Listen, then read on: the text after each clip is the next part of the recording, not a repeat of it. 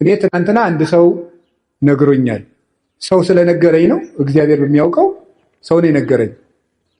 አንዲት ልጅ ሰው በኮሜንት ስለሰደባት ራሷን አጠፋች ብሎ ሰው ነግሮኛል ትናንት። በጣም ያሳዝናል። እውነቴን ነው የምነግራችሁ።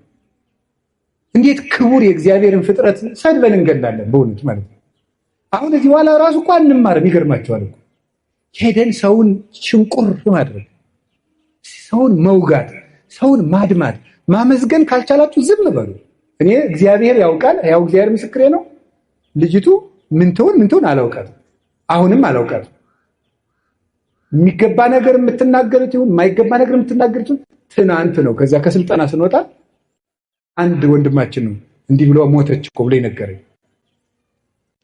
ይሄ ተምራችሁበታል? አሁን የልጅቱ ሞት አንደኛ ክፉ ቃል ቢነገረን መሞት የለብንም ወገኖች። ሰው የመሰለውን ነው የሚናገረው። ያሰበውን ይናገራል፣ የመሰለውን ይናገራል። እግዚአብሔር እስካለልን ድረስ ሰው የጣለውን እግዚአብሔር ያነሳል።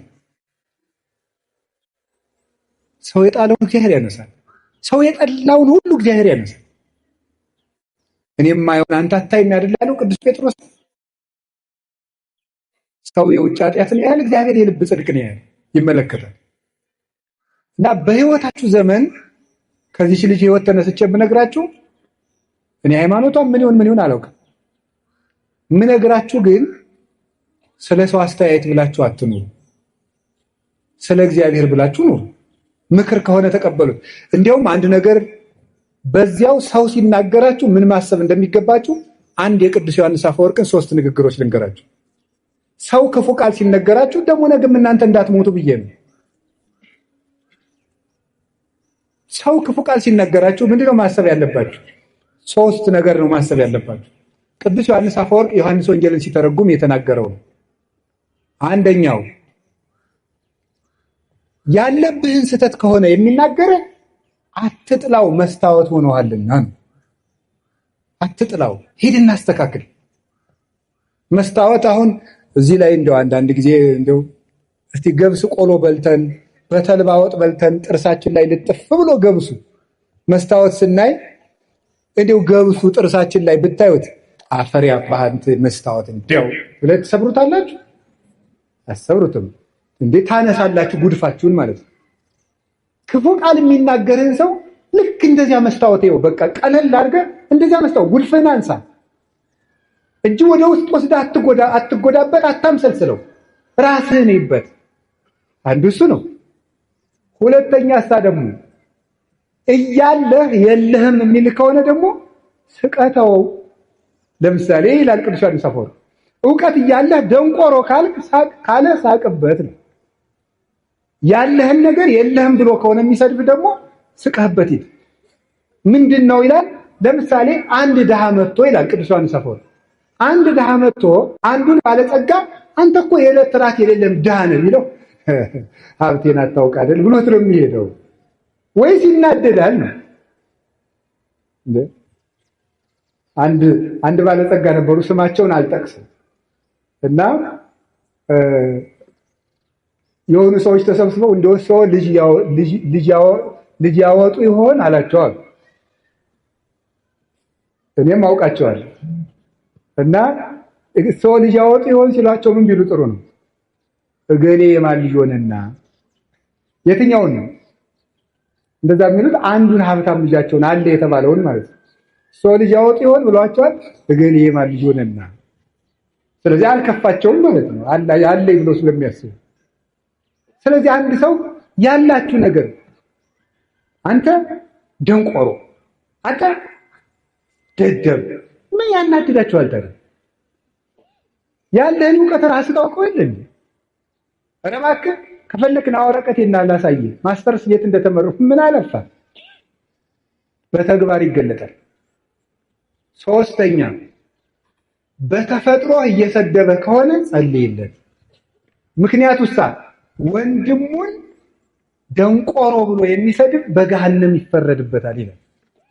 ተፈጥሯዊ ጉዳዩን አንተ ዕውር፣ አንተ ደርጋማ፣ አንተ አንካሳ፣ አንተ ምናምንቴ ብሎ የተፈጥሮ ስጦታውን አንስቶ የሚሳደብ ሰው በየት ይፈረድበታል? በገሃነም። ስለዚህ በገሃነም የሚፈረድበትን ስራ እየሰራ ስለሆነ ወይኔ ወንድሜ እኔን ሰድቦ ገሃነም ሊገባ ነው ብለን ጸልይለት ያለው ቅዱስ ዮሐንስ አፈወርቅ። የመጨረሻ ግን ክርስቶስ እንደተሰደበ አስብ። ክርስቶስ ተሰድቦ እኔ ተሰደብኩ ብላችሁ ለምንድን ነው ሌሊት ተቀን ረፍት የምትነሳችሁ? ውሃ መጠጣት የሚያቅታችሁ? እራት አልበላችሁ ለምንድን ነው? ጌታዬ ተሰድቧል ብላችሁ ተጽናኑ። ስለዚህ እንደዚያ ልላችሁ ፈልጌ ነው። በአንጻሩ ግን ደግሞ ሰውን በቃል በጦር ከገደለ በቃል የወጋ ይበልጣል። ሰውን እግዚአብሔር ያሳያችሁ። በጦር እኮ አንድን ሰው ወግቶት ቢሄድ ሮጠን እንነቅለዋለን። በቃል ከወጋው ግን የት አግኝተን እንነቅለዋለን? ያን ውስጥ ነው የሚገባው ቃል አይምሮ ውስጥ ነው የሚተከለው። እና በቃላችን ነፍስ ከመግደል እግዚአብሔር ያድነን። አፋችሁን ከርክሙ በሞት ያፈርሰዋል። እንዲያውም ልንገራችሁ፣ ስንመጻደቅ እኛ የምንፈርድባቸው ወንበዴዎች ቀድመውን መንግስተ ሰማያት ሊገቡ ይችላሉ። እኛ የምንሰድባቸው ይሄ ገሌሌ እንዲህ ያለ ነው የምንላቸው ጸልዩለት። አረጋዊ መንፈሳዊ ብሏል። ለመሪ ከፈያታዊ ወዘማዊ በል በአይቴ አምር ለማይቀድመን በውስተ ገነት ከመፈያታዊ ዘይማን። ሌባ ወንበዴ ብታይ ይሄ ሰውዬ ዘማዊ ብታይ ይሄ ሰውዬ እኔን ቀድሞኝ መንግስተ ሰማያት ይገባ እንደው ምን አውቃለሁ እያልክ ለፍ። እንደ ፈያታዊ ዘይማን ቀድሞኝ ይገባ እንደው ምን አውቃለሁ እያልክ ለፍ እንጂ አቤቴ ዘፋኝ፣ አቤቴ ሌባ፣ አቤቴ ዘማዊ፣ አቤቴ ሰካራም አትበል። አንተን ይቀድምህ እንደሆነ አታውቅም። ቅዱስ ኤፍሬም አንዲት ሴት ለነገስታቱ ስትዘፍን አያት እና እየዘፈነች ነገስታቱ ደስ ብሏቸው ጠጅ እየጠጡ ያይና አልፎ ሲሄድ አለቀሰ። ምን ሆነ ነው የምታለቅስ ቢሉት በሁለት ነገር አለቅሳለሁ። በምንድን? የመጀመሪያው ይቺ ሴት እነዚህ ነገስታት የምታስደስተውን ያህል ፈጣሪና ለማስደሰት እሷ ለምድር ንጉስ እንዲህ ስትለፋ እኔ ለሰማይ ንጉስ አለመልፋት። ሁለተኛ ነፍሷን አይቻ አሳዝናኝ። ሰውን ብትችሉ ካለበት አውጡት፣ ካልሆነ ግን ባለበት ላይ ሸክም አትጨምሩበት። ብትችሉ ካለበት ጉድጓድ አውጡት። እንዲያውም አንድ ልንገራችሁ፣ ከባይታውያን አንዱ ከሴተኛ ዳሪዎች ቤት የሚሄድ ሰው ነበር። ቅርጫት ይሰራል፣ ቅርጫቱን ይሸጣል። ማታ ከሴተኛ ዳሪዎች ቤት ሄዳል። ስንት ነው የምታሳድር ይላቸዋል። ይሄን ያህል በዛሬን ይመጣል ብሏት ይሄዳል። ብሩን ይከፍላል።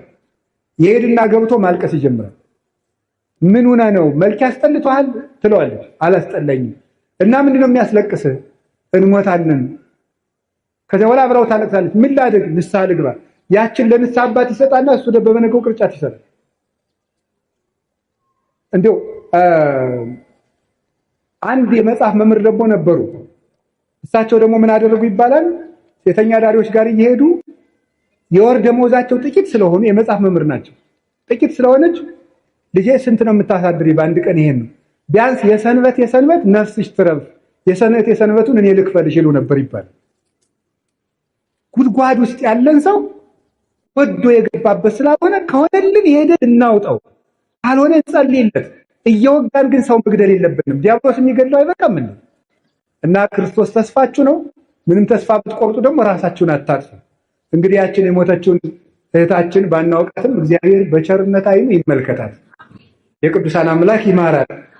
እንደዚህ ካልን ልላችሁ የፈለኩት ነገር እርቅ ትልቅ ነገር ነው።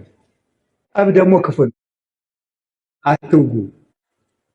ብፁዓን ሰውን የሚያስታርቁ ሰዎች ንዑዳን ክቡራን ናቸው። አንድም ብለው አባቶቻችን ራሳቸውን በንስሐ የሚያስታርቁ ንዑዳን ክቡራን ናቸው። የሚያስታርቁ ማለት ራሳቸውን በንስሐ ከእግዚአብሔር ጋር የሚያስታርቁ። ይሄ ባለ 50 ሰማይና ምድር ታርቀውበታል። አሁንም ንስሐ ግቡ። በባለ 50 ንስሐ የለም የተባለው ስግደት አይሰጣችሁም ነው እንጂ አትናዘዙም አልተባለም።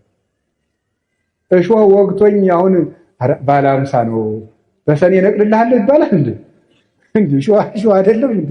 ኃጢአት ምንድነው? እሾህ ነው። ነፍሴን እየወጋት አይደለም እንዴ?